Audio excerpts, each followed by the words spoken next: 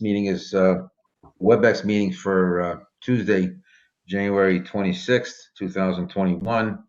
As indicated in the agenda for this meeting, this is a remote meeting by a WebEx video and telephone conference. Meeting access was provided and posted on a town website for the commission members, applicants, and for other interested persons to participate. It's a little bit difficult, but we've done this before and we've gotten through it without any very great difficulty.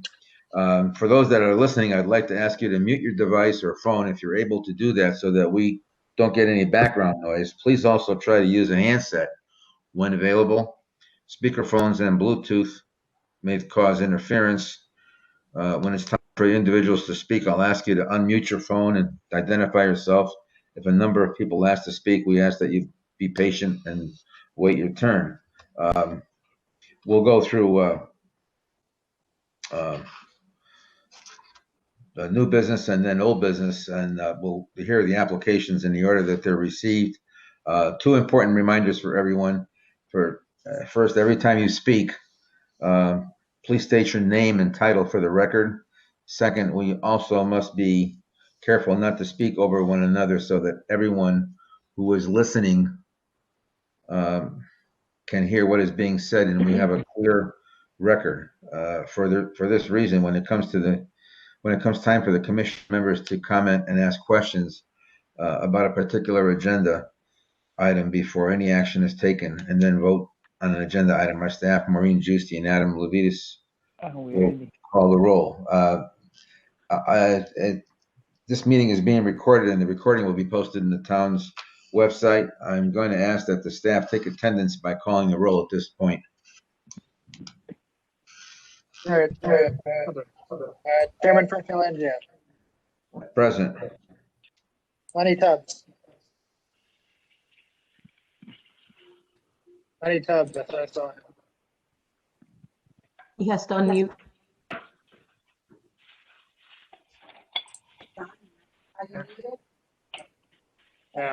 Are you muted, Lenny? Not that you'd be able to respond if you were. I see you. Wait, oh. There you are. Lenny? Here. Okay, there we go. Nelson Graca. Brad has to be excused, so I don't see him here. Sandra Coppola. Here. Corey Whiteside. Present. Ryan Zellick. Here. Hunter Mathena.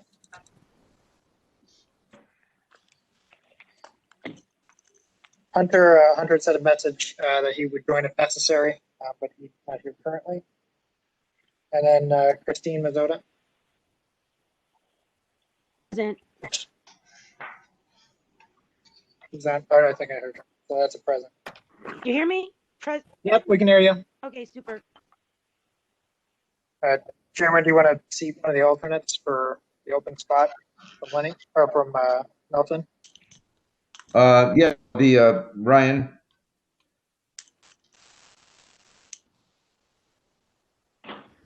Okay. So we've got a quorum. Yep. Okay.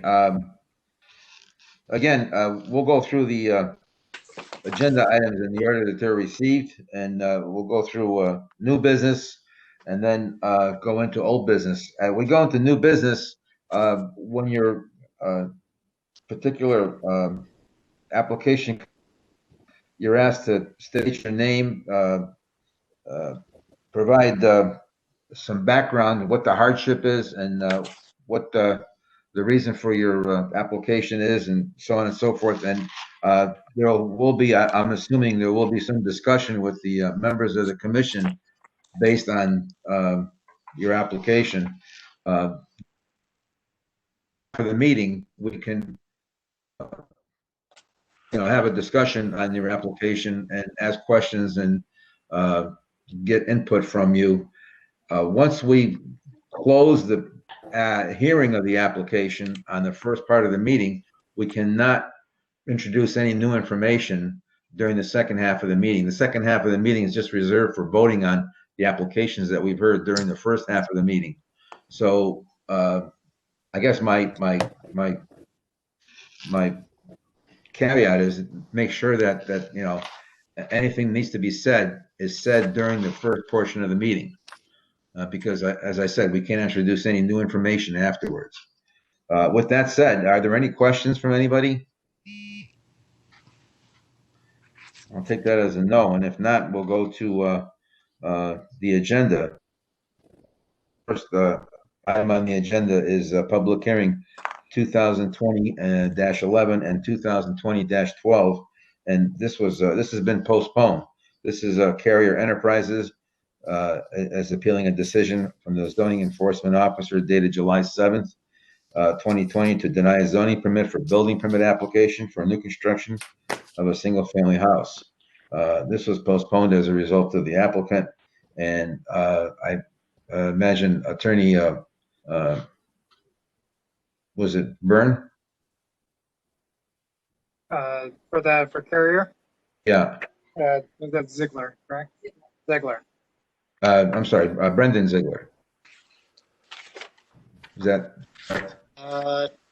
Robert Ziegler? Yeah. I'm talking about the attorney that was here. That was here just a little while ago, who signed off. Brendan Murphy, I think it was.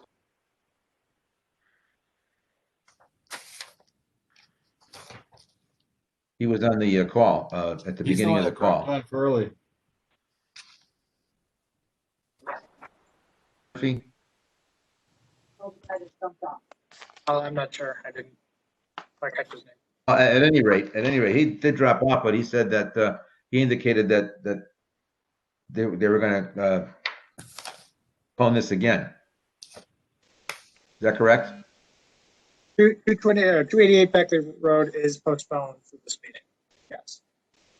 Okay, so we'll go to the next item on the ZBA 2021-01, 12 Sims Road. David Lawyer, property owner, is requesting a variance for a 6-foot tall fence in a residential front yard when up to 3 feet tall is permitted in a residential front yard per Berlin zoning regulation 4B7. The property is on a corner lot with the requested variance along Lincoln Street. Speaking for the application. I am. I'm Dave Lawyer. How are you?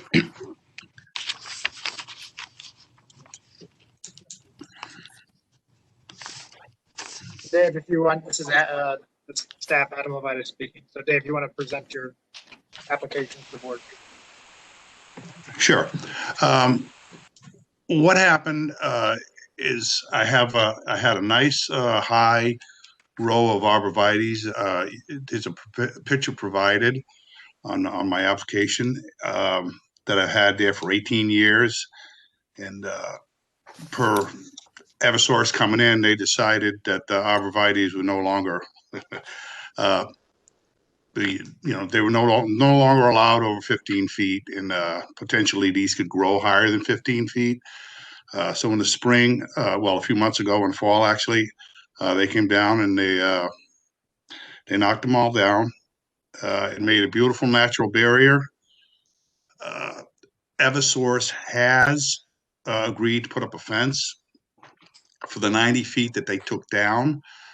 This 90 feet would start at the back of that property line and extend down to the 3 smaller trees that you can see on the picture there. I think this is it's a real good offset for what they did there. I mean, they basically destroyed my entire private backyard. I think it also impacts all my neighbors on Sims Road and going all the way down Lincoln Street. As of right now, we can see from Lincoln Street all the way to Chamberlain Highway. So it not only will afford me some privacy, it will also provide my neighbors with privacy. So I'd like the commission to, grant this variance, obviously. Like I said, Eversource will do the installation and pay for the fence as soon as I get a permit. What type of fence is it? It's going to be a 6 foot. It actually in the letter it describes the fence that Paul Sear from Eversource sent me. It'll be a 6 foot vinyl tongue and groove, white fence. It'll be cemented into the ground.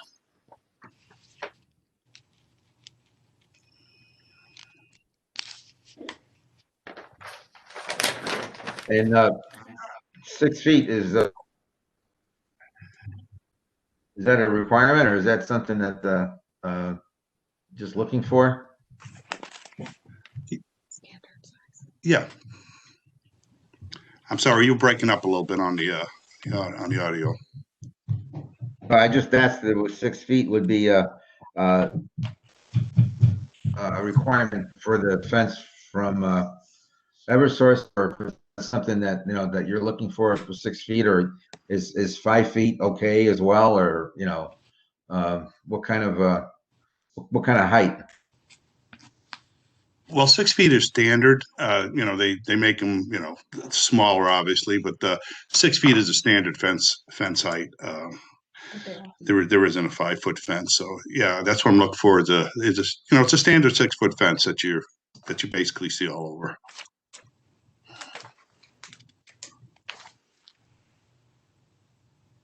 How high were those trees, David, before did they actually hit 15? I'm sorry, this is Corey Whiteside. This is, but did they hit 15 feet? I think they were close. It would have taken another 75 years to get anywhere near those wires, but their requirements were that if it had the potential to reach 15 feet, which the variety of abrevieties I had there, obviously had the potential to go above 15 feet, so they came down. Did you happen to inquire whether you could take the value of the fence and put it into like 8 foot high existing, a breed or a species that wouldn't reach 15 feet? No, they're not. No, they wouldn't do that. Did you ask?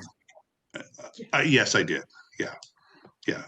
They don't want any variety of our arborvitaes. What they would have done is planted a couple of smaller bushes, which obviously would afford me absolutely no privacy at all.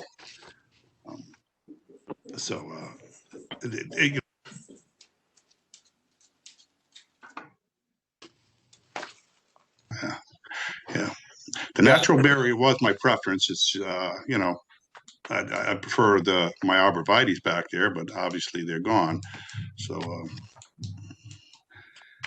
Yeah, to get any barrier, I think would be the best solution, but I wonder if there is even a species that would fit any requirements that could get over their hump. Well, not that I'm aware of. And even if we had put up a variety of arborvitaes, obviously it would take years and years to provide me any type of privacy. Though the arborvitaes that I had there had been there for 18 years. Obviously, Eversource never had an issue with them. This was a new regulation that they came up with. Well, but you can usually find them. You can usually find most species, at about the 6 foot height. You know what I mean? Yeah. Well, I went back and forth with Eversource in this, and they would not pay for any of this, and they would obviously not do any of the planting. Obviously, I would much prefer the arborvitaes up there, but it's not an option, for Eversource. So, and I couldn't put them up anyway, per the regulations. I feel your problem. I know that we've had situations in the past where we've denied or allowed corner lots with a 6 foot fence, and there's one that we allowed that is turned into a kind of a blighted situation, which is not something that we would expect on a normal basis, but it's kind of came back and bite us in the back a little bit, if you know what I mean. Well, and you're probably familiar, Oakwood and Farmington Avenue and Oakwood Avenue. There's a little red house on a corner there, and the person was granted many years ago was granted a corner lot, high fence on one side, and it turned into a disaster. Other places have been given fences and they've worked out okay.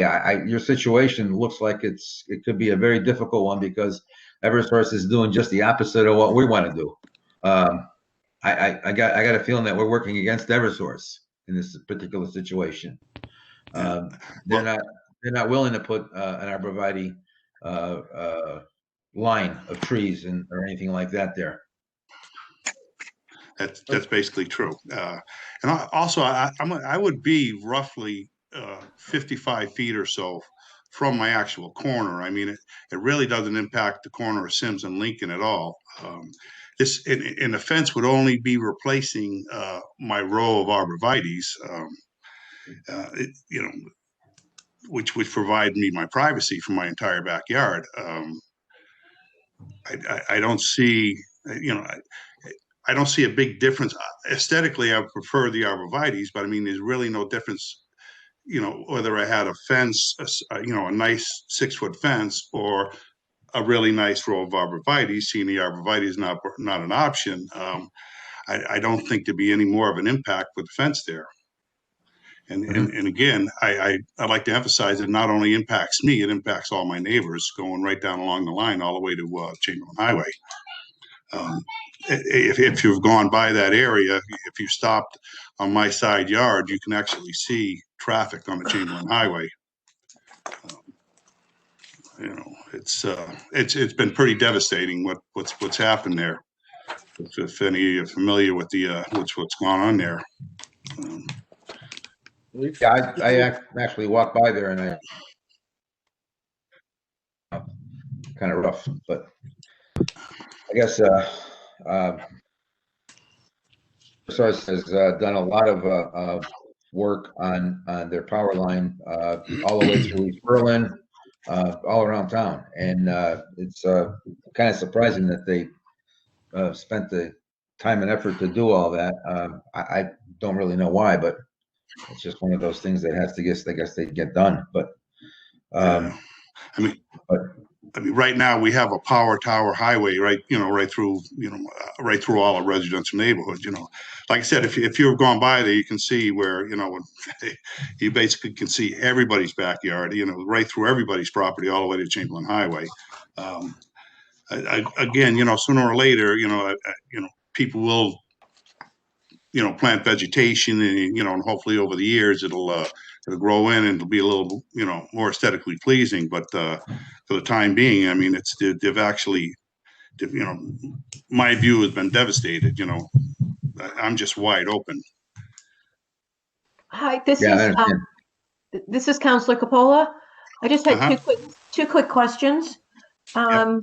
Along where the arborvitaes are and where you're looking to have the fence put up, that doesn't go to an actual corner where it's going to obstruct any view for turns, correct? No, absolutely not. If you can see the picture that they sent in, the fence would not start. It would start to the right of those small arborvitaes that are actually still there. Okay. And it would proceed backwards up Lincoln Street toward, I don't know if you have that picture in front of you, you can see where the 3 small arborvitaes.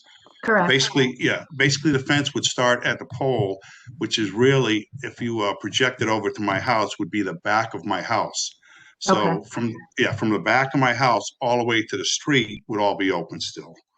So that's roughly 55 feet. I measured it today. So really what I would be replacing is the high arborvitaes, if you can see that picture on the screen.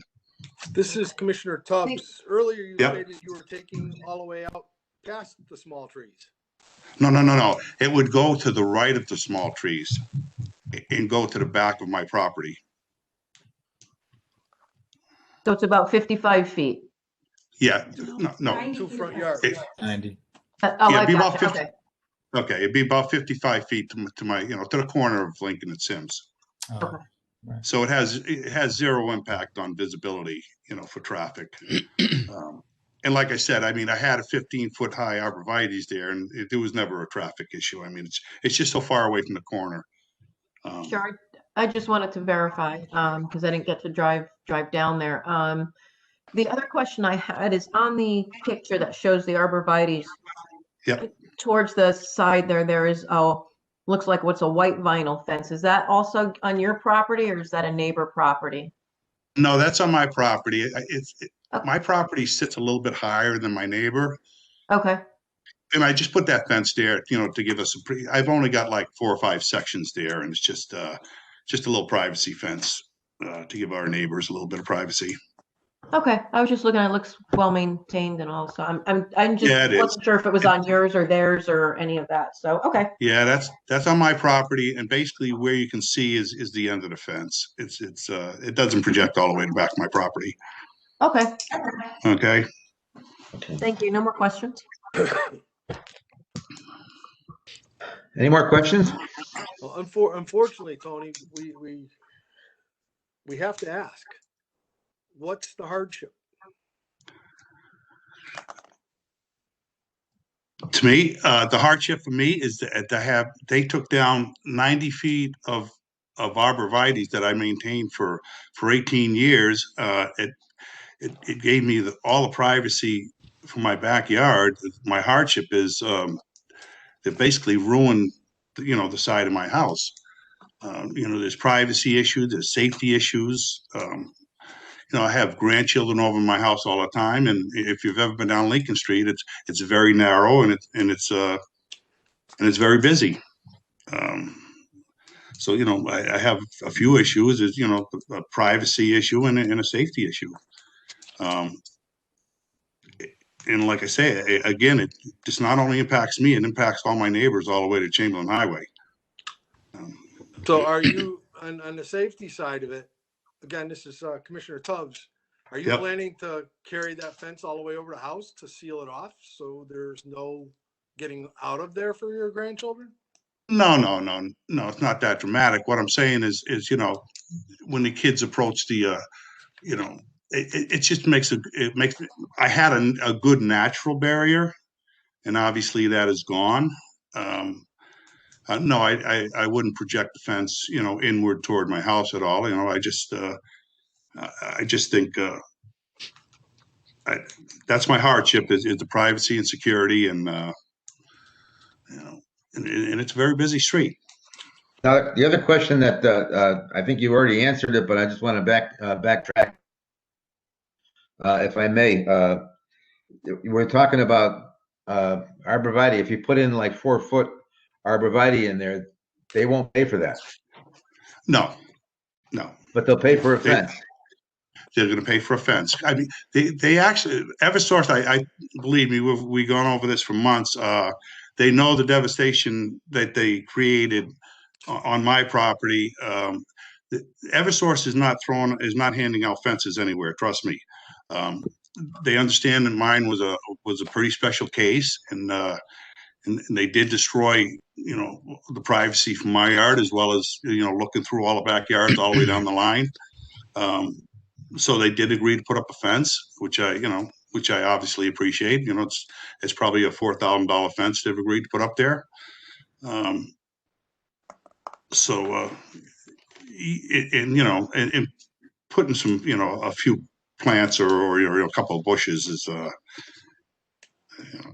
is not going to do anything for me. Like I said, I nursed those trees for 18 years to keep it like it was. Obviously, is more aesthetically pleasing than a fence would be, but I believe I deserve, So it sounds like Eversource basically has changed the rules per se of the easement. And the only way that they're going to allow some type of barrier there is if it's something that doesn't grow. Basically, yes. Yeah, a fence doesn't grow. Right. But I did think it was pretty good, to accommodate me and, agree to put the fence up there. It did have a devastating impact on my house and my property, my privacy, and in my safety. So, that's my hardship. And, And yeah, they didn't want anything growing under there. And like I said, they're not handing out fences. There's no one else I know that they offered a fence to. I don't know if there's any more questions, but I do appreciate your time and consideration on this, and hopefully you'll grant me the variance. Well, I know if there's any other questions, I beat it to death pretty good. I just want to make sure that we haven't missed anything or haven't, missed anybody's additional questions.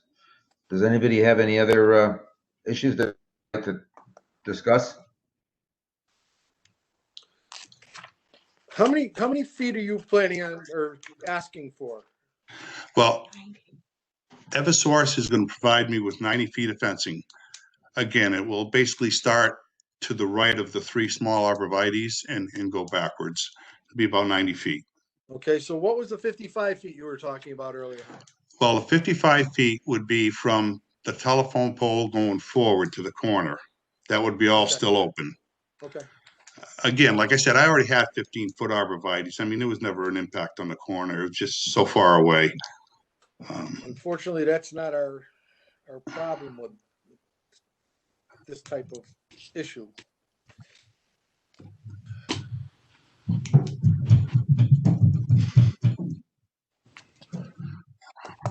Okay, I'm good. Thank you.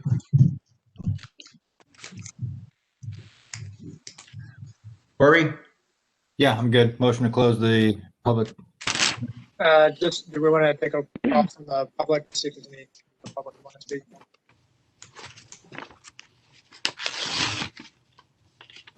Ryan, any questions? I'm all set. Motion to close the hearing? You asked for 4 and against yet, Tony? No, somebody made a motion to close the hearing on the application. I think It's just it was a hearing. Corey, right? It's just a hearing. Right, close the hearing on the application. Yeah, but you still have to ask for 4 and against. No, that's in the regular meeting. Hi, it's Maureen for 1 second. This is. I'm not sure I heard you I just want to make sure that we ask the public if there's any members of the public that want to speak on this application. Tony, or Chairman, if you. Oh, I'm sorry. Yes, I'm sorry. I That's didn't. what I was trying to get across. Yeah,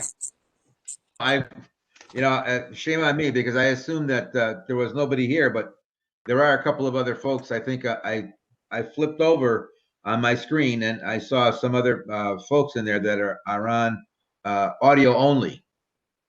So are there any comments are there any comments in favor of the application? Are there any comments in opposition to the application? And if any members of the public are on, they should unmute before they speak. And I'll give everybody an opportunity. Also, we also, I think, ask the comments from staff, if any. No, just this is Adam.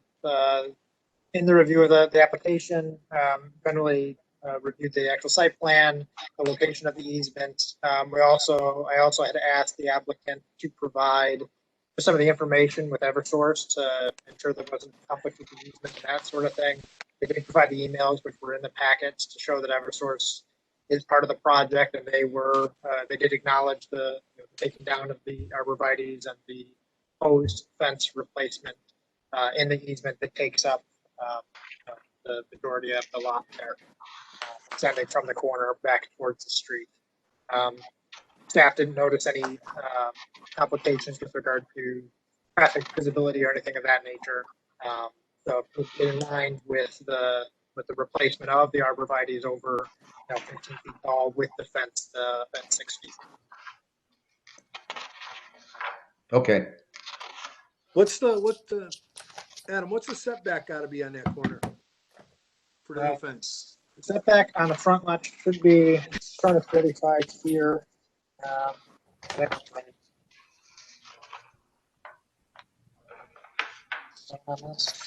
tried finding it. I couldn't find it in the regs.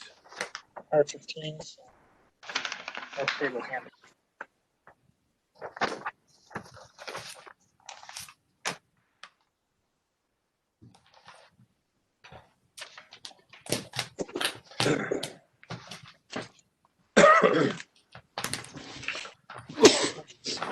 It is 35 on the front yard. 35, right? So, Yeah, 35. So where the building line is shown here on the site plan on the screen that I'm sharing, that's where the setback would be. The front would be. okay, so is that what he's asking for?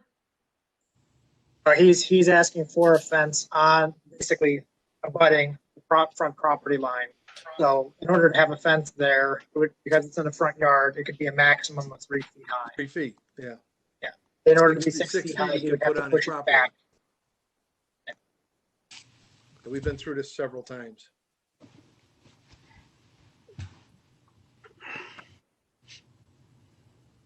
Looks like I'm missing a page here, but it's okay. Well, but I think to your point, technically the variant, there's two variances. There's a setback variance and the height variance. The requested variance was for the height. I mean, he could have requested the front yard variance also. It's sort of you can pick one or the other. Oh, either or? You can have a fence in a front yard. It can only be 3 feet high if it's. Oh, but the setback though. Yeah. One supersedes the other. If you have a- more insight, it seems like it's an either or.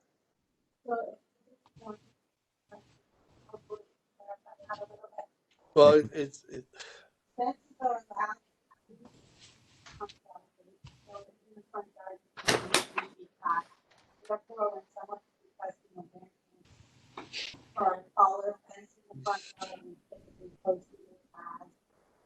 Maureen, you're breaking up. terrible. Maureen, you talking?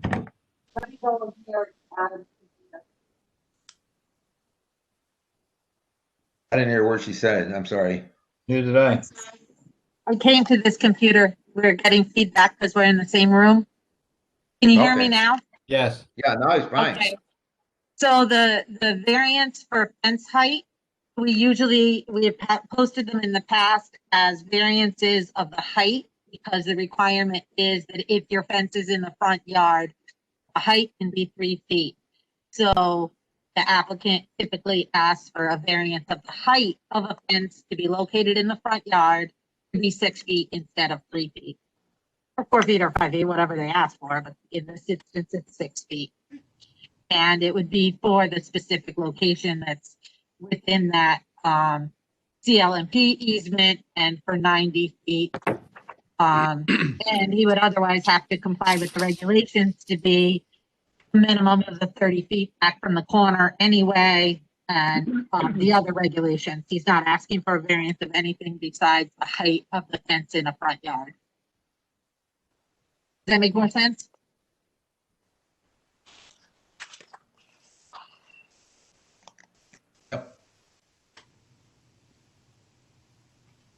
If he put that, let me ask you this, if he put that at 35 feet setback, would he have to get a permit for a 6-foot fence? I mean, would he have to come here to get a variance to go to 6 feet? No, if you put the 6 foot fence at the 35 feet back from the front yard, would not need a variance because it would not be within the front. Okay. Yeah. So if it were here, Oh, I get it. Okay. I don't know if I can highlight Yeah. this. That clears it up. All right. Okay.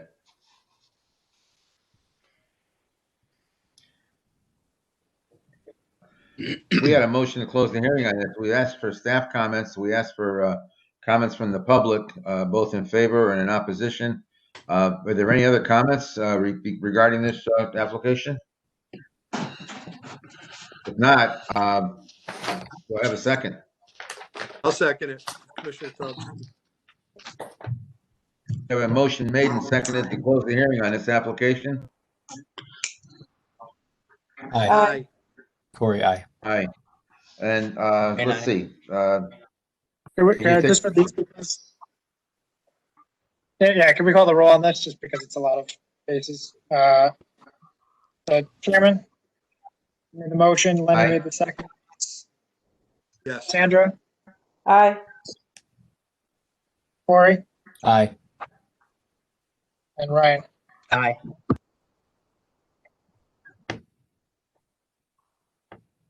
Okay.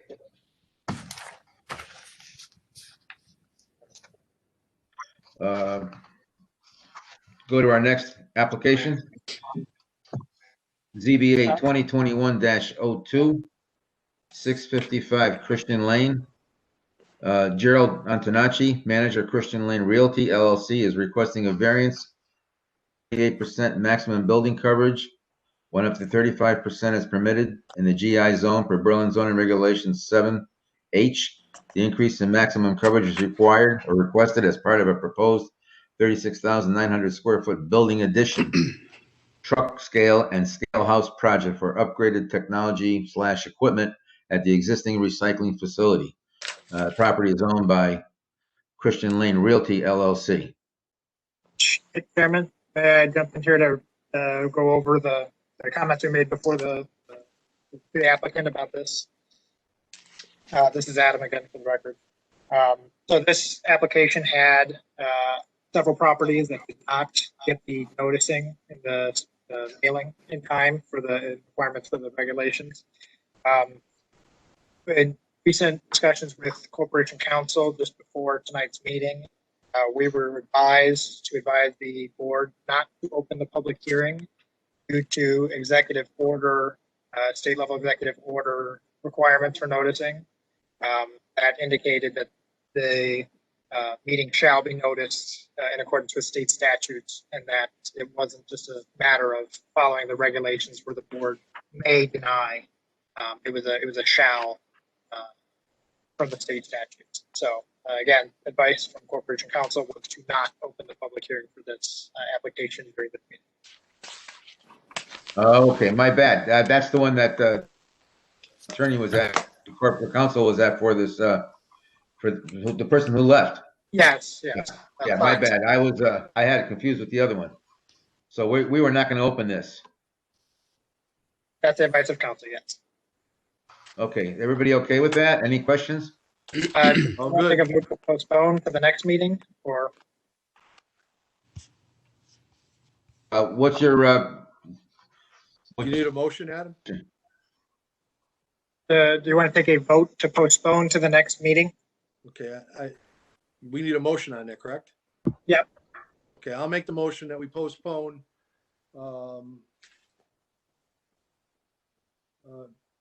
number 2021-02 to the February meeting. I'll I don't know second. What the date is exactly. All right, so I got a motion and a second. Chairman, we have a motion made and seconded. Any discussion? If not, all right, Chairman Franklin, aye. Lenny Tubbs, Aye. Andrew Capola, Aye. Corey Whiteside, Aye. Ryan Zelik. Aye.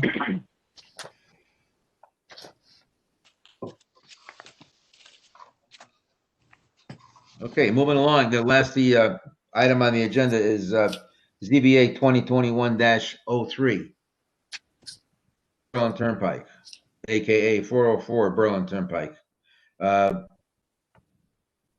Peter Daddio, managing member of Daddio Family Limited Liability Company, member of BT 2008 LLC, is requesting a motor vehicle use location approval for a gasoline filling station for Berlin zoning regulation 11R. Properties are owned by BT 2008 LLC, and the gasoline filling station being proposed as a component of a proposed mixed-use development. Speaking for the application.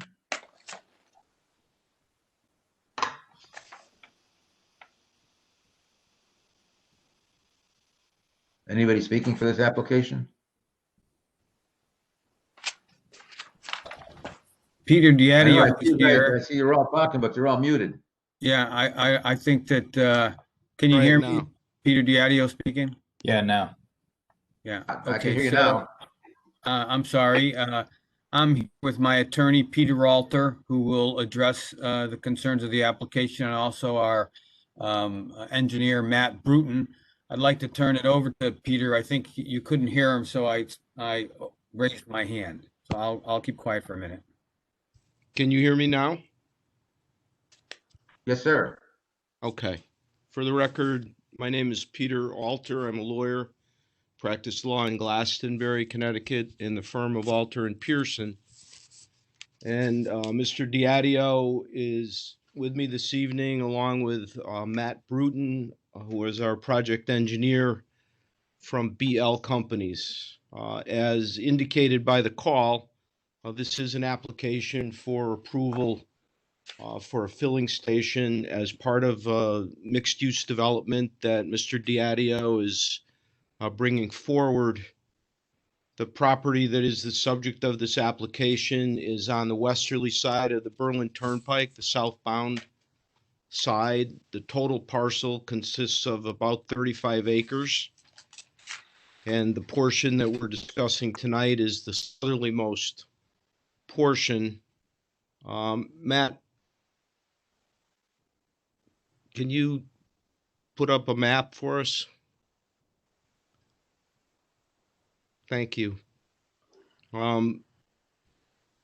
The portion of the property that we're discussing this evening is in the southerly most part of the development envelope.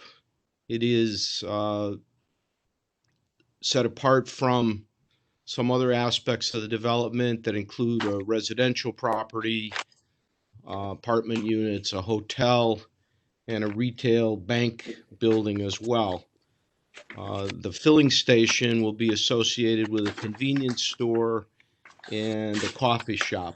And the two structures that you see in the southerlymost portion of the map that's on the screen now are the canopies that would overtop the filling locations.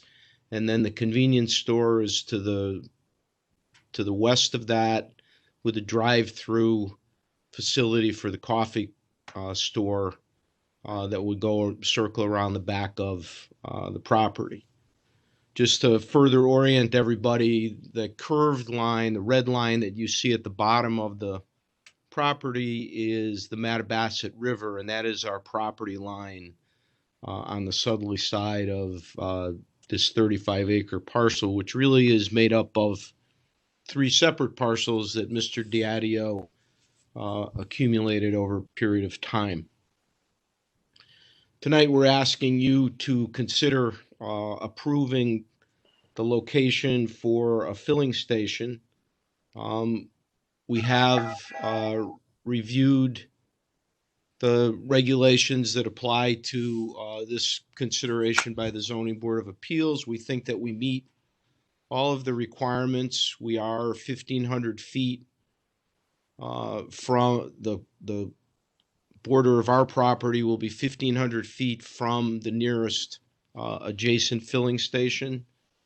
And we also have reviewed all of the rest of the requirements under Section 11R of your regulations, and have provided written notes in our application materials indicating compliance.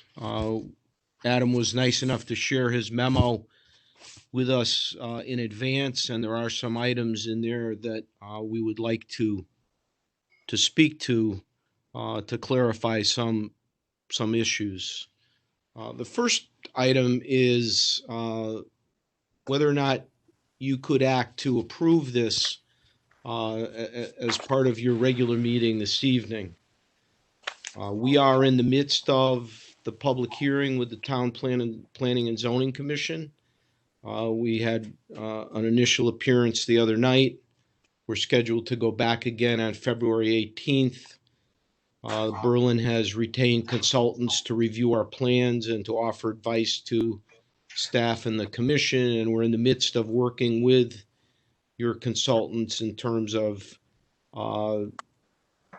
addressing issues or concerns that have been raised by your consultants. We expect that we will not finish our public hearing process even at the next meeting. This is obviously a significant development with a lot of different aspects to it. And so we expect that the Town Planning and Zoning Commission is going to take time to hear their consultants, time to hear us, and then time to deliberate. If you don't see fit to close the public hearing tonight and to act, then you would have to leave this public hearing open in order to receive information with respect to the Planning and Zoning Commission activities. As is noted in the notes, the filling station convenience store is a permitted use in the underlying zone, as it will be in the zone that we've requested a change to, which is a special overlay zone, so that your deliberation to decide whether or not this is a suitable location, I think, is a pretty straightforward one. We certainly have no problem with the Zoning Board of Appeals indicating that we obviously have to secure approval from the Planning and Zoning Commission and certify to your staff and on plans that would be filed in the land records that we continue to comply with your regulations. Some of Matt's or Adam's specific comments can be addressed.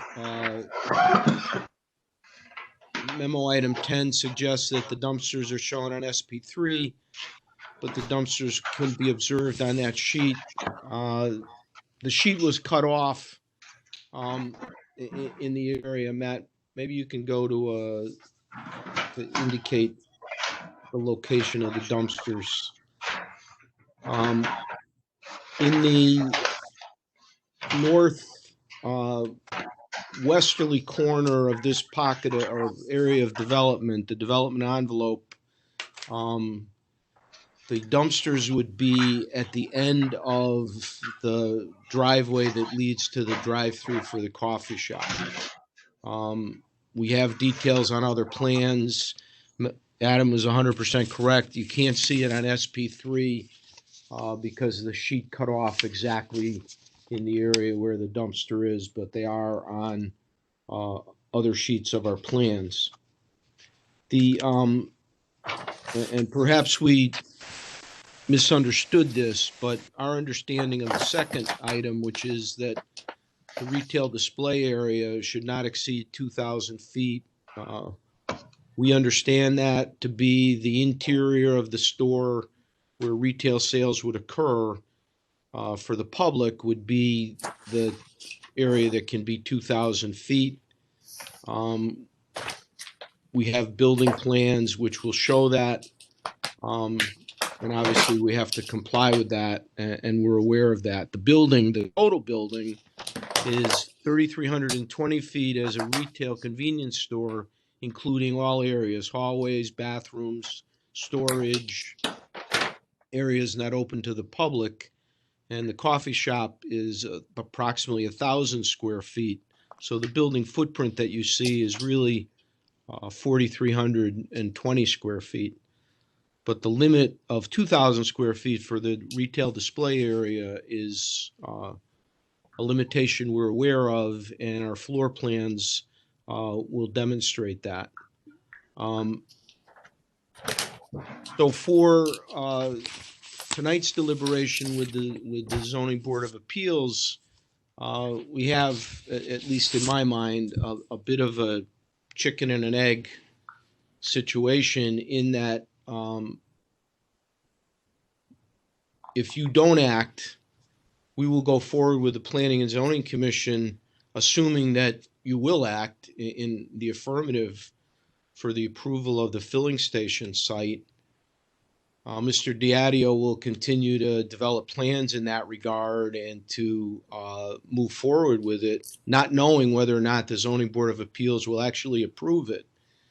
And we could find ourselves having this same discussion with the Planning and Zoning Commission when they ask us if the Zoning Board of Appeals has approved this location, and how can they act to approve a filling station if the Zoning Board of Appeals hasn't approved the location in accordance with the requirements of your regulation and state statutes. So it would be my request that you act tonight to approve this if you're so inclined, and that you can condition it on completion of the planning and zoning process for a zone change, special exception, and site plan approval in compliance with your regulations. We're not asking you to take a chance. We're not asking you to approve something without knowing that the town is protected. But in order for us to advance this plan with the Planning and Zoning Commission, it would make that activity much more direct if we could represent to them either that you have in fact approved this location or that you have not, in which case we'll have to change our plan before we go to Planning and Zoning. Matt, do you want to just speak a little bit to the way the site will work in terms of ingress, egress, and traffic circulation?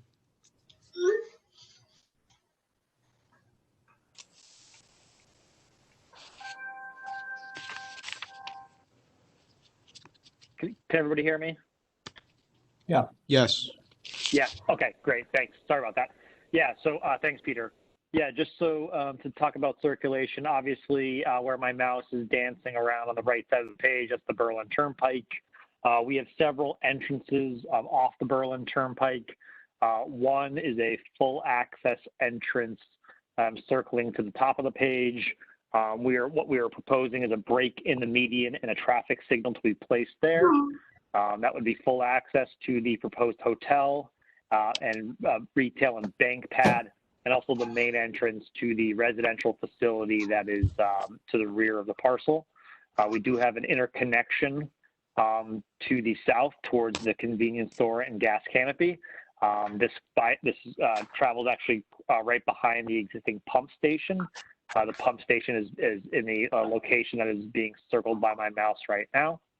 And then if we go down to the service station side, we do have two additional entrances that are restricted, right in and right out on both of them. There's no further proposed median breaks in this area, so you'd be entering going southbound and leave going southbound as well.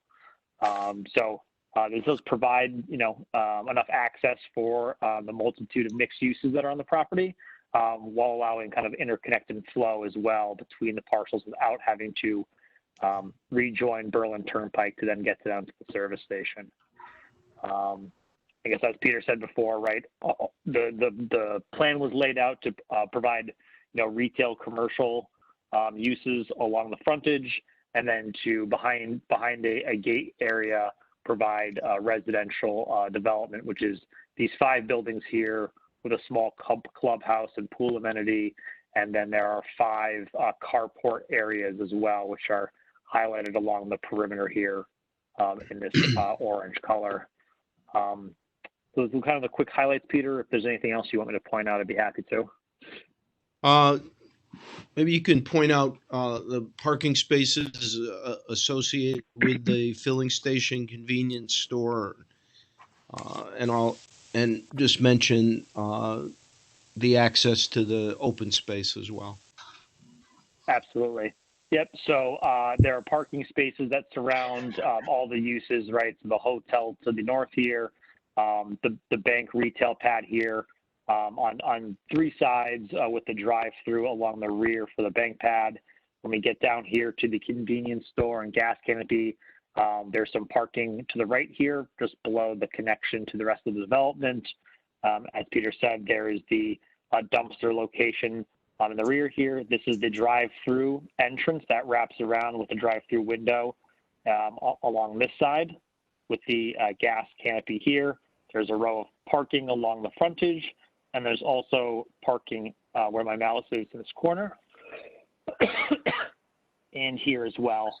As part of the development, there is some upland review area to the rear of this parcel that's in this aerial plan that I'm circling with my mouse. That is proposed to be an amenity walking trail area for the residents of this development, but also to be used by the public.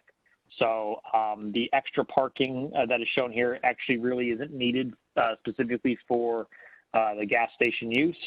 So these places could be used for the public to park and then use this connection to access these walking trails as well. Thanks, Matt.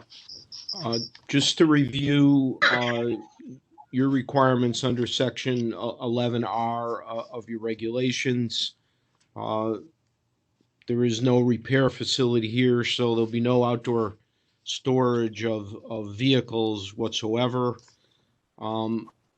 You require 100 feet of frontage and a depth of at least 100 feet under the regulation that is applicable to this particular development.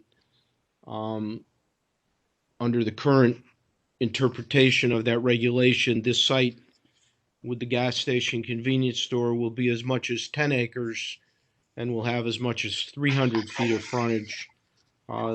So your requirements are far exceeded.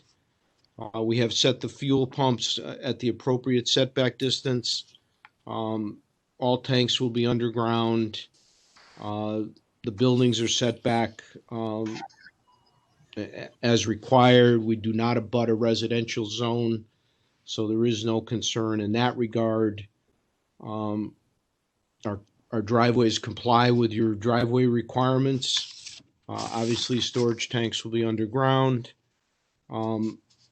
We are not within 500 feet of any building which is a place of public assembly, such as a church, hospital, library, school, community house, playground, or theater.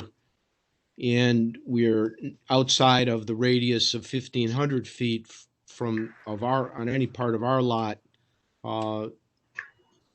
as with respect to any other gasoline filling station that would be within that distance. All of the other requirements are satisfied. This will be a filling station which does not offer repairs, so we will have food service, obviously subject to approval by the health department. And as I indicated, we will have a maximum of 2,000 square feet of space used for the display of retail merchandise within the building. And we have, as Matt indicated, more than adequate parking as required by your regulation. So we think we meet all of your requirements. We understand the concern that Adam expressed in his memo as to how to move forward with this application, since P&Z is currently still deliberating. However, as I indicated, I think that appropriate safeguards can be implemented by the Zoning Board of Appeals so that we can present the Zoning Commission with the location for the filling station approved. And that's what we would ask for, if possible. Mr. Diadio, Matt Bruton, and I are happy to answer any questions that commissioners may have or that staff may raise. Thank you. Based on the size of this, I'm hesitant to do anything other than leave it until the zoning board actually has a look at it, the Planning and Zoning Commission, because they're charged with taking a look at the overall picture of the town. We just look at individual cases. So as a result of that, I would strongly feel that, this should probably be left open until the Planning and Zoning Commission actually have a chance to look at the overall picture and make some type of decision on this thing. I don't know what else everybody else thinks about that, but you know, I'm not trying to be subservient to them, but you know, they do have a bigger picture than the Zoning Board of Appeals does. If I This is might, Commissioner Tubbs. if I I could also just, agree. if I could interrupt for 1 minute, if Sure. that is the will of the board, we certainly will respect that. But if any board members have any specific concerns about what they've seen or heard this evening, it would be very important for you to make those known, so that if we have to fine tune this plan to satisfy those concerns, we have the opportunity to do that. If you are of a mind to leave it open until P&Z continues its deliberations, what we would not want to do is come back to you and have you say, yeah, that's great, except we really wanted you to have 14 filling sites, not 10, and which would force us to go fully around the block again. By the same token, if there's a great antithesis to this proposal and you don't in your own minds think that you can approve this location, that would be important information for us. I'm not asking you to judge it and say absolutely we'll approve it. I don't expect the board to ever do that. But if you have real concerns, it would be important for us to know those so that we can do the best we can in terms of providing a site plan that addresses those concerns. And again, you know, looking at this and looking at the size of this thing, we're not the experts on planning and zoning. We know a little bit about appeals, and we know a little bit about you know, the rules according to the zoning laws that are in the you know, in the statute and stuff like that. But I mean, we're looking at this particular situation over here. I for one, I look at it and I say, that looks like a grand plan, you know, and I can't really get into the details of it because I'm not a planning and zoning person. You know, Zoning Board of Appeals and planning and zoning are two different animals.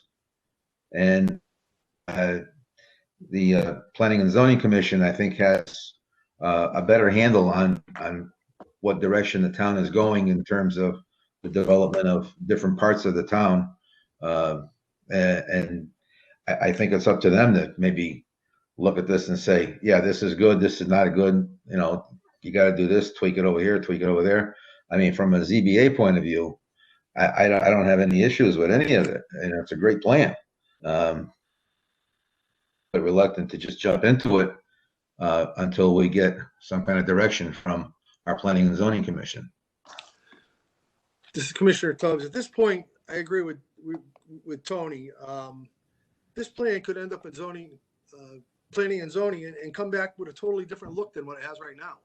Ultimately, they're going to have a say on some of what your layout ends up being here, and without them giving you that stamp of approval, I don't feel right doing it. Not right now. I think we have to get more information.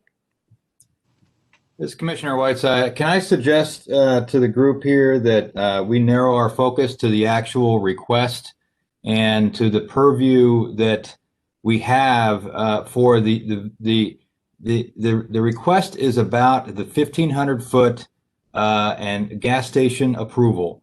And if that stays, if that stays in the plan, I don't see any problem with us conditionally approving that very narrow focus request on this, like on the staff comments. I mean, we can make it conditional to be responsive to the staff comments, but even, you know, even those comments, you know, they don't really apply to us until it goes through PZC and it comes back to us with any additional variances that are needed. So right now, what's on the table for us, I would suggest, is only the conditional approval for the 1,500 foot gas station approval.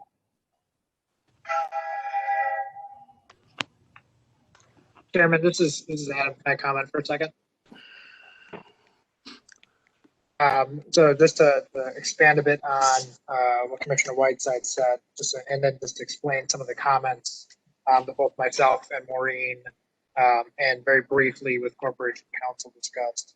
So the intent of the sort of the preamble of staff comments with regard to Planning and Zoning Commission and Zoning Board of Appeals was twofold. And this is just data for the board to consider.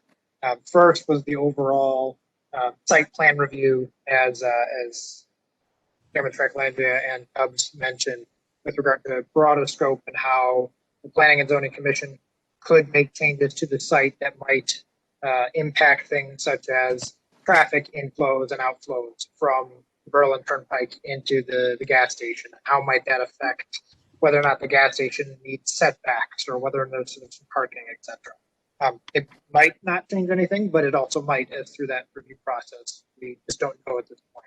We've not received any comments or reports back from our consultant. The second element is more technical with regard to just the lot itself. One of the items I put in my staff report was the current lot is not shaped as shown on the proposed plan. The current lot's about 4 acres, and lot line adjustments are being made as part of the Planning and Zoning Commission approval to get to that 10-acre requirement.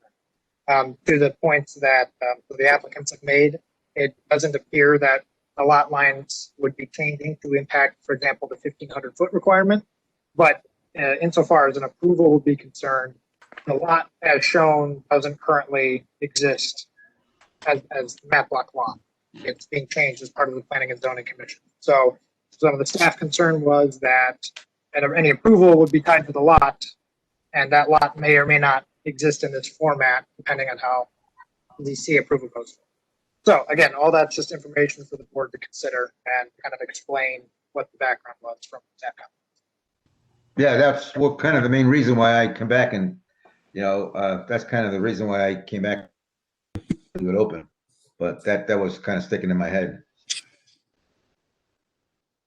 This is Maureen. Can I add to that, please?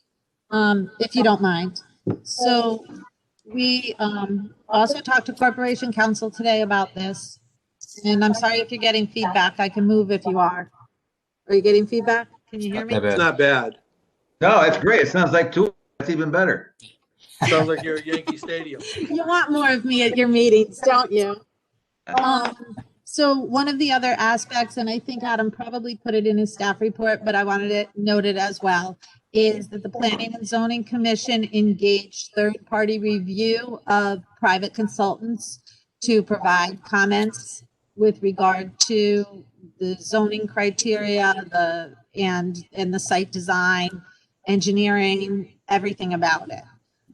So we haven't gotten back those comments yet to P&Z. I expect some of those comments may result in some adjustments. Then we don't know what those are yet. So I have some concern that there may be some site changes and design. And I wanted you to know that third-party consultants would be providing some comments that may be applicable. The part of the discussion with Corporation Counsel was that these are very complex application, both for the P&Z as well as some of the aspects for you.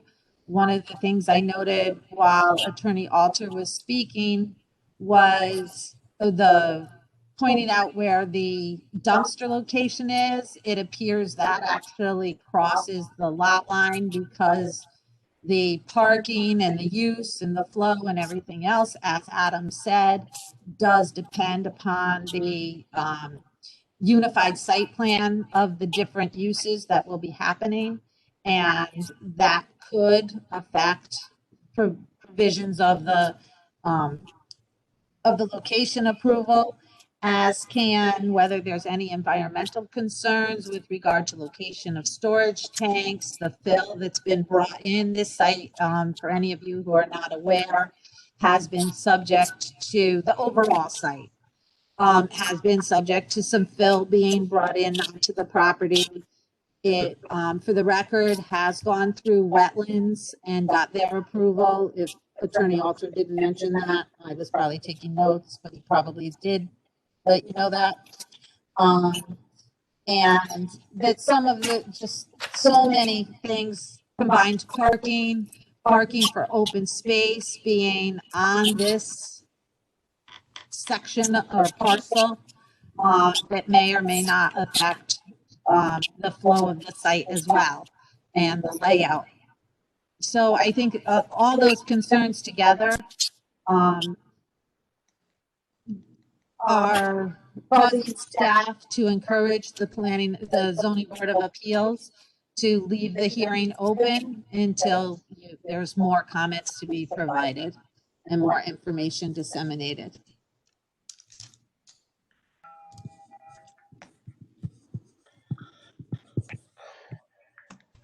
Any other comments regarding that? Mr. Chairman, if I might, the only thing I would express is that if any board members have a specific concern that they feel should be addressed, it would be very helpful to us to be aware of that as we go forward. Absolutely. I agree with you. I'm not 100%. Like I said, I don't want to, get ahead of myself, but like I said before, I think the Planning Commission probably has a hell of a lot better handle on this particular situation than we do.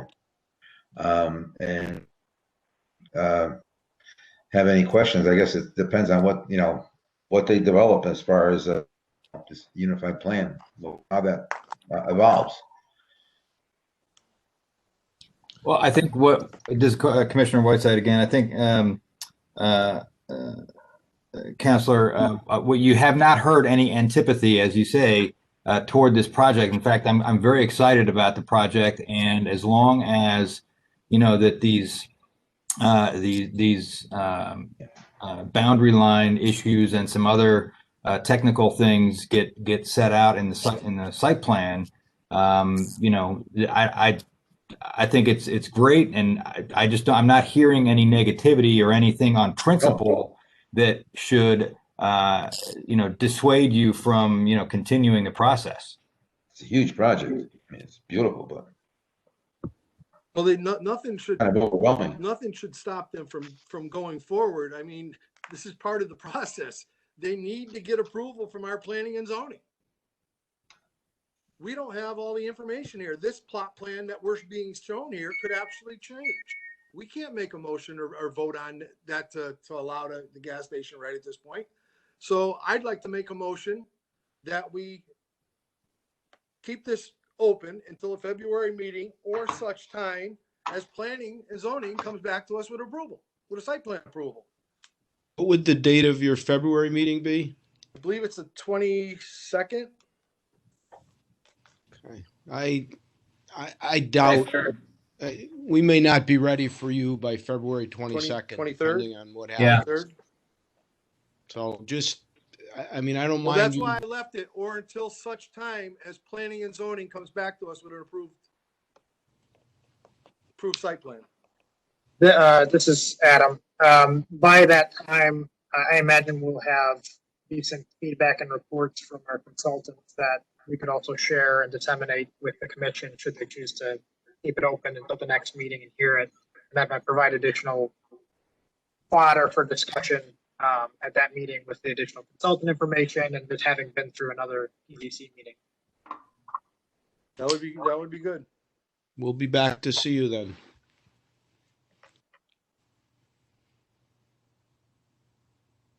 I think that works out good. I mean, I think You need a second on that motion if we're going to do anything, Tony. I'll second that. Okay, we got a motion made and seconded. Any other comments? Staff comments? No, the presentation was pretty well done, and the staff does appreciate the sort of the line by line knockout of all the elements that are required in the gas station approval and the zoning regulations. I thought the applicants did a very good job of addressing those, just kind of knocking it out. Yeah. Actually, one of the best. Yeah, I would agree. So that was very good. That's excellent. With the exception of just obviously the finalization of the plans and the administrative bit, staff doesn't have any immediate comment at this time. I'll ask for maybe, have any, public, we still have any public people online, but pros and cons of public comments.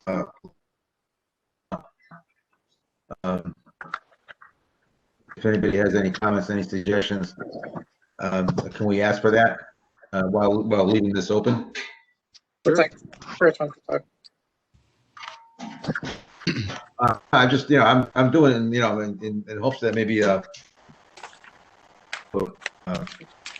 Well, there's Chris. He just popped in. Hey, yeah, in the background, thank you very much. Chris Edge, Economic Development Director. Yeah, this is a very large project. The gas station piece is important to us. I know the commercial piece on these mixed use is a big piece of it. The jobs, the taxes, opportunity. So definitely love the project, excited about it. Looking forward to seeing what planning and zoning does, but definitely very behind Mr. Diadio on the gas station and what he's doing here, at least on the portion that's in front of ZBA. This could be a great asset, but you got to go by the book. We have to make sure it's right from the beginning. Oh, agreed.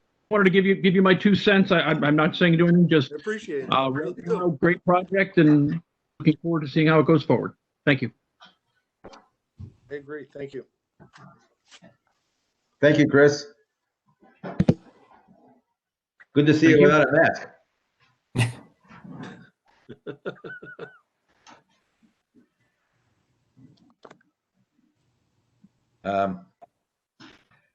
You need to get fast. I guess, you keep freezing up. What? I guess, yeah, like I said, if we can leave this, to planning and zoning, like I said, I don't want to just, dump it in their lap, but I think, they're the ones that are going to have to tell us what the best way to go about this is. And, at this point, we had a motion made and seconded to keep We haven't this voted on open. it yet. Motion by Commissioner Tubbs, seconded by Corey Whiteside. Do you want me to call the roll? Yeah, I guess that's, we are at that point now, right? Yes, please. Chairman, Aye. Commissioner Tubbs, Aye. Commissioner Capola, Aye. Commissioner Whiteside, Aye. Commissioner Zelik. Aye. It's unanimous. We've had good discussion. Okay. Thank you for your time this evening. Appreciate it. Thank you. Thank you. Thanks, everybody. We gotta go to the second half. I guess I'm gonna go back into old business, right? Thank you very much. Thank you. Thank you, Thank Peter. Thank you.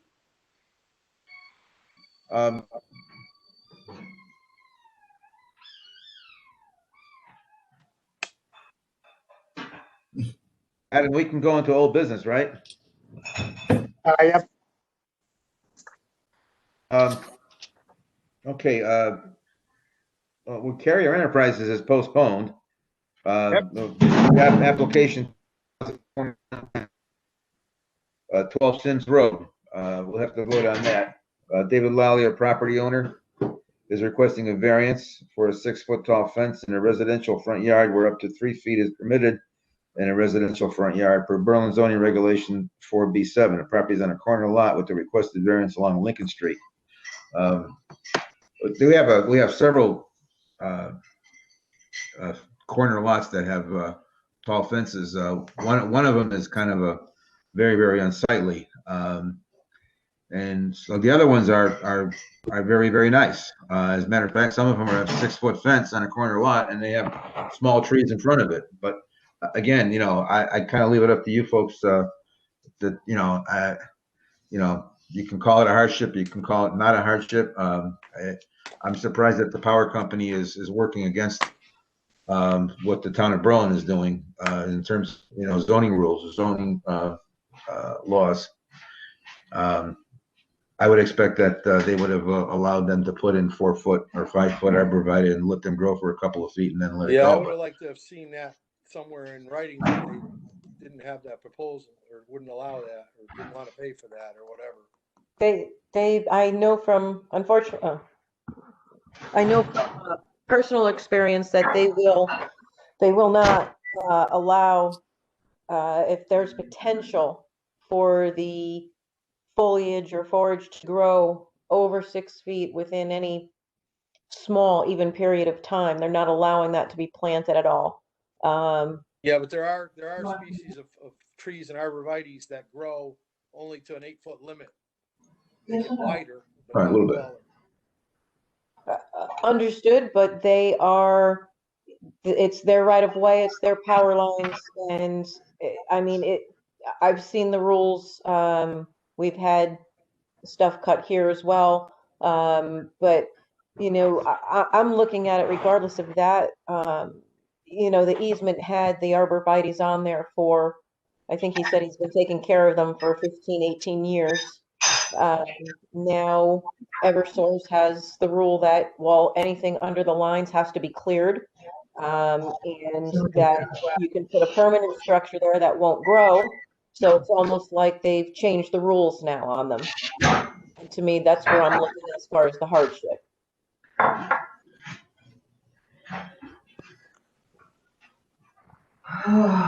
It's a tough one.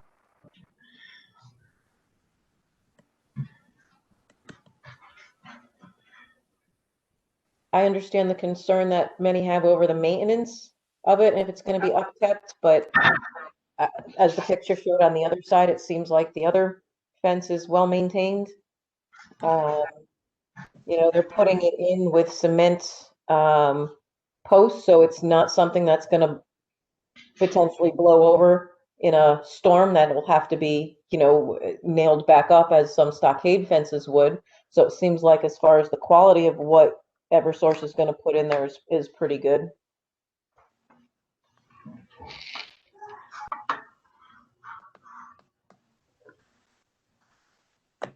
Well, maintenance issues are still at the purview of the zoning enforcement officer regardless. So, you know, if there's anything in the future for that, I mean, it can still be written up on it. Yeah, but it's difficult. You know, there's a house on the corner of Oakwood and Farmington Avenue, and we provided a fence because they had little kids. And I remember 15 years ago, we provided a fence for them, and that fence was one of those stockade fences.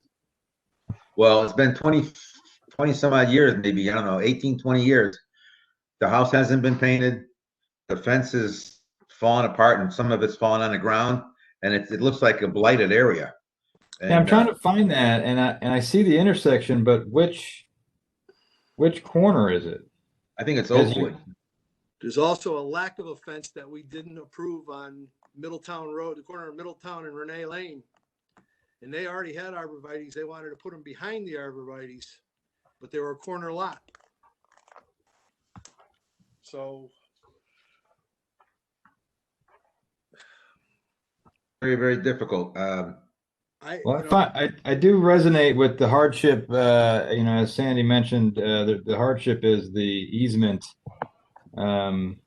which is not, you know, the typical corner homeowner that has to deal with that. But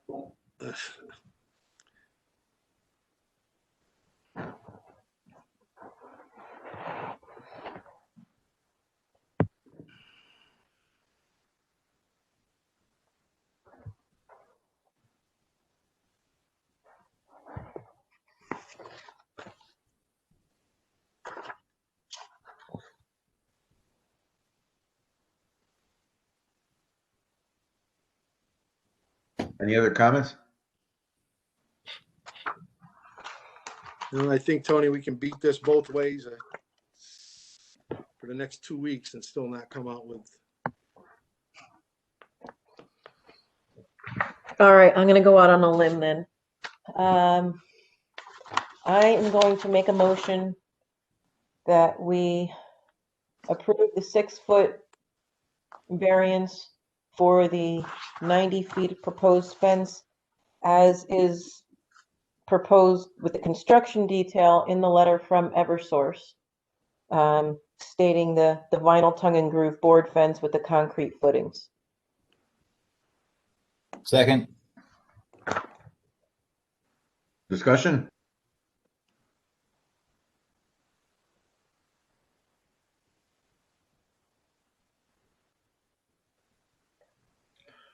Almost, it's funny, but I mean, it's like a toss. It's like a 50-50 call because, you know, you Yeah, don't I know mean, what's we're going going for the up to or down wind vote. up. Yeah, no, we're going for the up or down vote. We could be a split vote here. I know, but I mean, it's a 50-50 call on how this thing turns out. And I you know, off the record, like I said, He needs 80-20. Yeah, maybe. well, yeah, well, maybe 80-20, but off the record, like I said, there are some areas where we approved it and it's turned into a disaster, and some areas where we approved it or didn't approve it and they did it anyway, and it turned into something beautiful.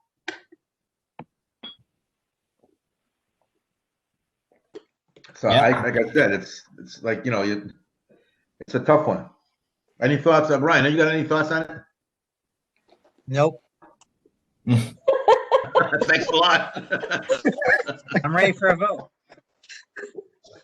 Has everybody voted on this or what? Ready. Okay, well, let's take a motion made and seconded to approve this fence per Eversource's building directions or building plan. Okay, for a 6-foot fence, it's 95 feet. Adam, we could take a. Chairman? Let's take a roll. Chairman, how do you vote? I'll say Commissioner Tubbs, Nay. Commissioner Capola, Yes. Commissioner Whiteside, Aye. Commissioner Zelik, Aye. 4 I guess ayes it's and approved. 1 nay. it's approved. We have 4 ayes and 1 nay. Well, we'll see where it goes. You know, that's could go either one direction or another, but we'll see how it happens. Okay. Anybody want to review the October minutes? Has anybody had a chance to review the October minutes? Yes. I have not. Yeah, that's a big one. Let's do it for the February meeting. That was a long meeting in October. Well, the next one is even worse. With, this is Adam. Staff are still reviewing the minutes with Corporation Counsel for that November meeting. So you'll have All right, November. November, yeah. I think October's done, November November meeting. is still forthcoming. Yeah, and they probably ought to be reviewed together anyway. So Good was point. there a motion on that? Yeah, I'll make a motion based on what Corey's input that we postpone the meeting approval for meeting minutes approval for October and November until next meeting.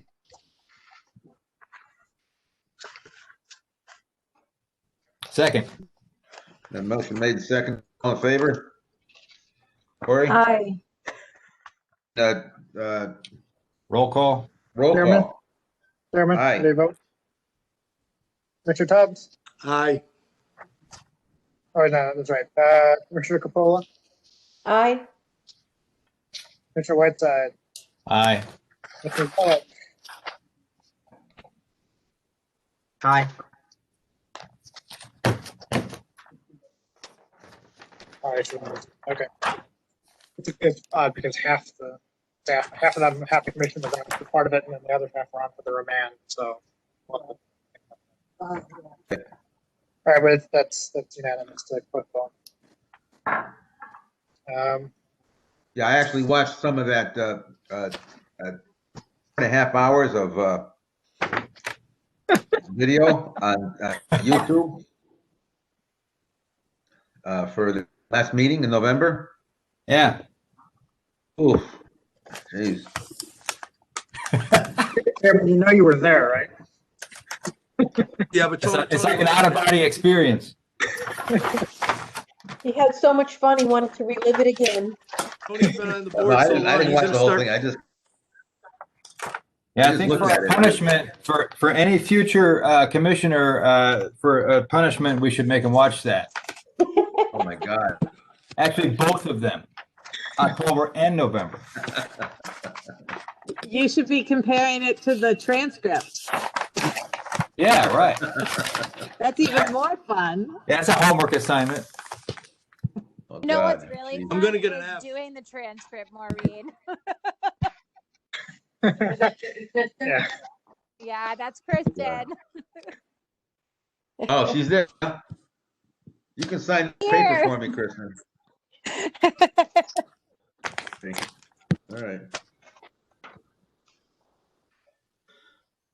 Okay, we're all set. Any other comments? Not about tonight, but I had a couple questions about what's going on and some of the things in town. We got garages that are running businesses without licenses. And what is going on with Farmington Avenue? Last I knew that had a court order with only 8 cars were allowed on that lot for sale. He has close to 30 of them out there. Which one are you talking Wow. about? You're the one you called me about, Tony. No, Yeah. which one are we talking about? On Farmington Avenue? Farmington Kensington Avenue, Family across Auto from Service. CVS. Kensington Family Auto. The one that's suspiciously named after yours? Oh, yeah. He not only suspiciously named it that, he ran his ads as AKA Kensington Auto Service Limited. He told them that he was taking care of all the dealership and I was taking care of the repairs. I had to bring him to court. I had to get a court order against him. Jeez. Oh, God.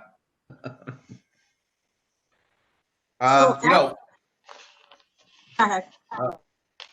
We can close the meeting and then continue our discussion. That's fine. No. Yeah, no, staff doesn't like that. Well, I okay. will say that we do have a bunch of things that we have pending or in the hopper to have Corporation Council deal with. We have a number of open court cases that we have deadlines with the courts with Corporation Council now and that we're consistently working on. One today I was working on is actually that Commerce Street property that we've been talking about sporadically over the last couple of years. And so this, the Kensington Family Auto is in the pile of items that has to be taken to the next level. But we just have a major backlog of court cases and otherwise violations that, especially when we were shorthanded, is just. Well, I understand. I just, it's just getting. So it is something that we're very aware of. It is one of the ones that's in the pile right there to do the next step and as well as in the pile to send additional orders to. This timing is just, we're a staff of 2. It's really, it's not an excuse, but it is the reality right now. And to just address the support we have, I just sent out a letter not that long ago, or the last week, about another car place that popped up when I drove past the 100 Harding area. Oh yeah, there's actually 2 of them still in there. Actually, and if you if you look at the detailing place across the street, he's also selling cars. Mr. Nero we need to either do something with our zoning, whereas the landlords of the property can get fined for this.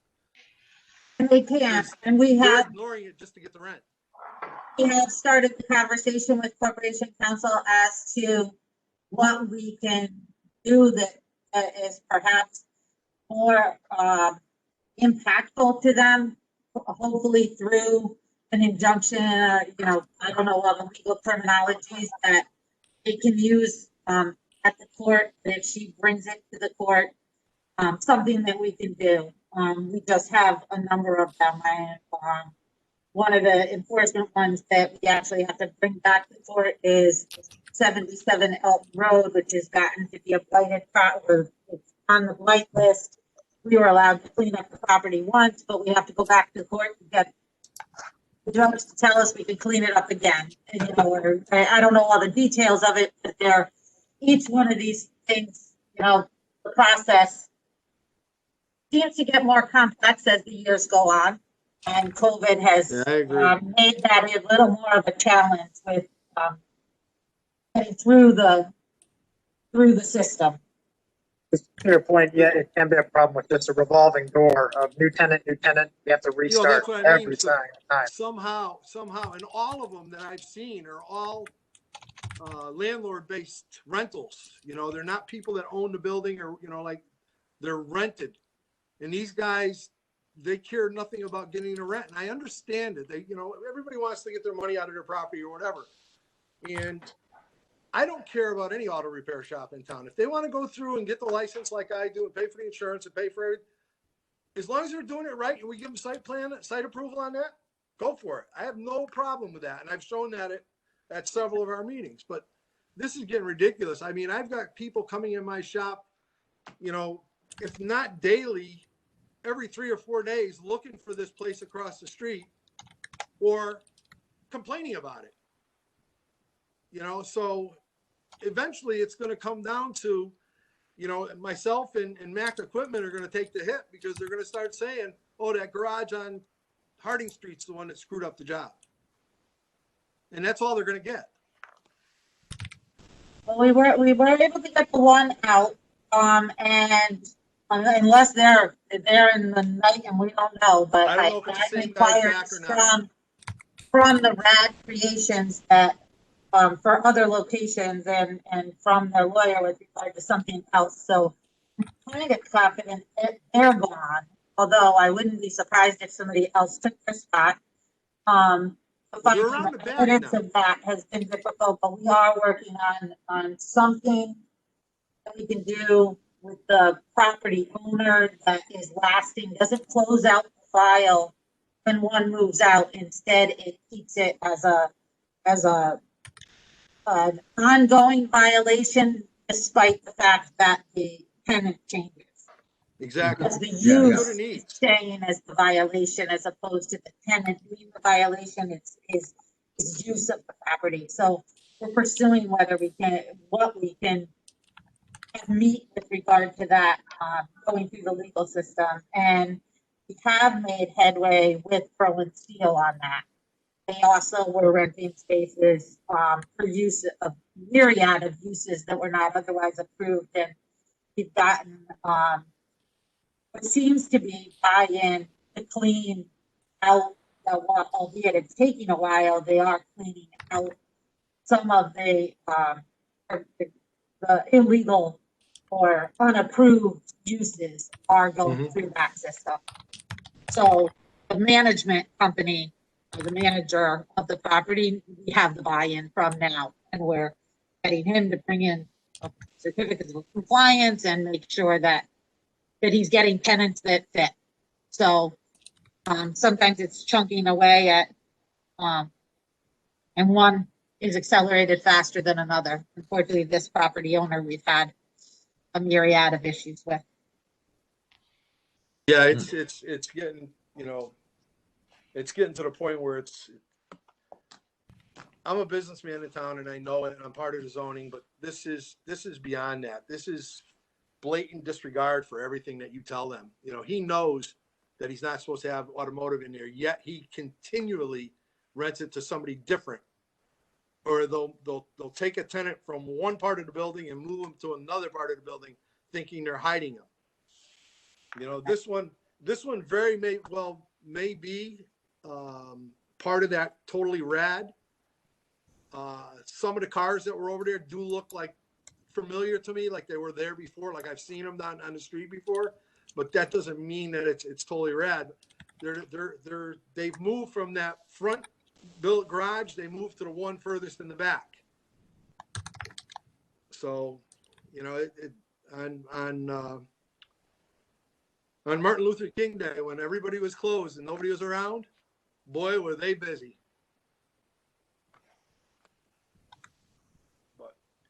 And that's the other half of it. They know when we're in town and when we're not. As Yeah, I you, know. you know, we know that they were there because I actually, you know, we have meetings like this and I'll go past after meetings and whatnot. And I know before we were supplied with information that I'm totally rad that they were gone, you know, certification from them. Mhm. That, you know, I went and took some pictures one of those nights. It was dark out and I took Yeah. some photos, but because they don't think we're working, but sometimes we work other times sometimes, but not usually on Martin Luther King Day. On Martin Luther King Day, the police department was actually down there addressing complaints of they were riding motorcycles, dirt bikes up and down the road and wheelies, and they almost hit one of my customers' cars. That's what brought it to my attention. So PD has been down there for them twice in the last. I was gonna say, I got a complaint or I got the report from the PD some time ago.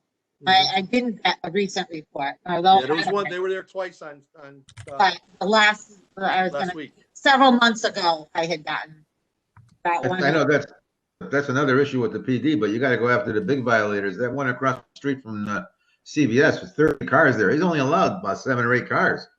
He's got 30 cars over there. I mean, he's going to cause a The problem. lot's full. You know who Crazy. told me about it tonight? Bob Neiman. I had to talk to him for about an hour and a half today about that. I wasn't even seated on that board. I was only an alternate back then. I didn't even come to the meetings because it was the property that I was leaving. That's blatant violation. It's not like you're over by 2 or 3 cars nervous about it. He doesn't give a damn. No, he's just, I heard. He doesn't care. This could be, I don't know if this is true or not, but I heard he sold the business. Somebody else is running that business now. Well, assume that they can keep 30 cars there. They're out of line. Well, if he did sell the business, he sold it as a corporation and just signed it over to somebody else. I know, but And they downtown didn't area, come you know, back it's like in. it's a They didn't downtown come area. back It's for not site good to, plan. They didn't come back for site approval. yeah, but still, it's a downtown area. That's not good for a downtown area. You know, I don't know. It is what it is. We got to, you know, I get it that Adam and Maureen are trying to play catch up now because it's been over a year that you had nobody. Yeah.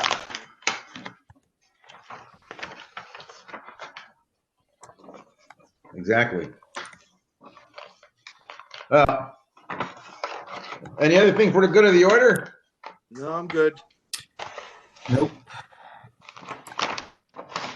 In here. Well, what's our next meeting? 23rd. 23rd. February? Do we think it'll still be virtual then? We've not had any updates from town manager and town council to the contrary, so we'd be planning for that, but we'll let you know if it's going to be in person. But as right now, planning still to be virtual. Okay, Everything is like, thank you. okay, everything's in copacetic and everything's in rocket mode or whatever. Well, you know, Tony, you know why I voted no tonight? Yeah. We've rejected so many other corner lots when they said safety and stuff, and they had little kids and things like that, that I honestly, in good conscience, couldn't say yes to it. I didn't see there was a real hardship there.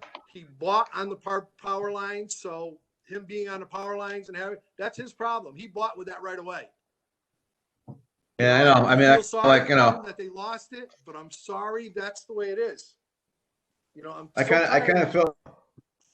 of felt a little different because of Eversource being involved in it. But if you go back and you look at that house that I was telling you about, it's a disaster, and it's a total disaster, and we approved that, and we approved it very reluctantly. Huh? If I may, I think that Adam wrote down that address so that we could look to see if it's unsightly. And, you know, you report those things. Oh my God, put them in the pile for unsightly. It's just unless we hear about them, you know. It's an absolute disaster. Every time I go by there, I want to burn it down. You know? No, it's an absolute How disaster. about we investigate it instead for unsightly? Are we Well, I talking mean, about? I kind of felt bad because, we approved it because they had little kids and, and everybody come over, with the heartbreaker story, right? And we approved it. And, they kind of got to us and really didn't put a hell of a job maintaining it. Now, another thing, we have a local attorney in town who lives right down the street from Lincoln Street. And I don't know if you know who I'm talking about, but he's got a 5 or 6 foot fence along the side of his side yard. He's in a corner lot. And he keeps it up to date and he keeps it very nice and it looks like it belongs there. You know what I'm talking about? I don't.